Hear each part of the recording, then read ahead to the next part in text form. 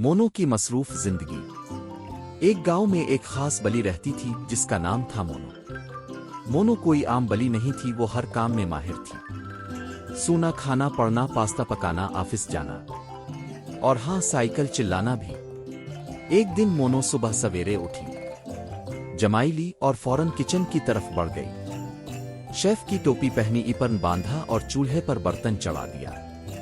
हाथ में लकड़ी का चम्मच पकड़े वो संजीदगी से पास्ता हिला रही थी। पूरा किचन खुशबू से महक उठा। किसी को क्या खबर थी कि बली भी इतनी जबरदस्त शेफ हो सकती है। नाश्ते के बाद मोनो ने आराम का फैसला किया।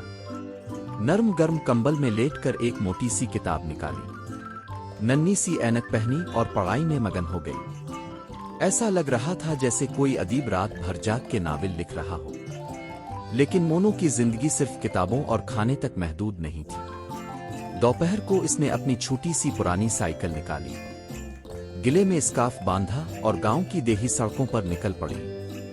हुआ इसके चेहरे से टकरा रही थी, बाल अलिफा रहे थे और वो ऐसे खुश थी जैसे दुनिया की सैर कर रही हो। रास्ते में मुर्गियां, बच्चे और बकरियां सब उसके लिए रास्ता छोड़ रहे थे। शाम होते ही मोनो का ऑफिस मोड ऑन हो गया। टेबल पर कंप्यूटर लगाया, खुद को कुर्सी पर सीधा बिठाया, ऐनक पहनी, टाई बांधी और कॉफी का मग लेकर काम में लग गई। स्क्रीन पर नजरें, चेहरे पर संजीदगी और जुबान पर एक ही जुमला, काम खत्म किए बगैर सोना मना है।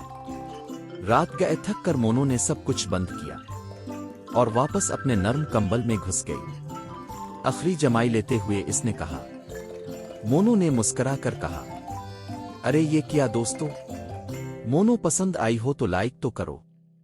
कल फिर शेफ मोनो, प्रोफेसर मोनो और ऑफिस वर्कर मोनो की वापसी होगी।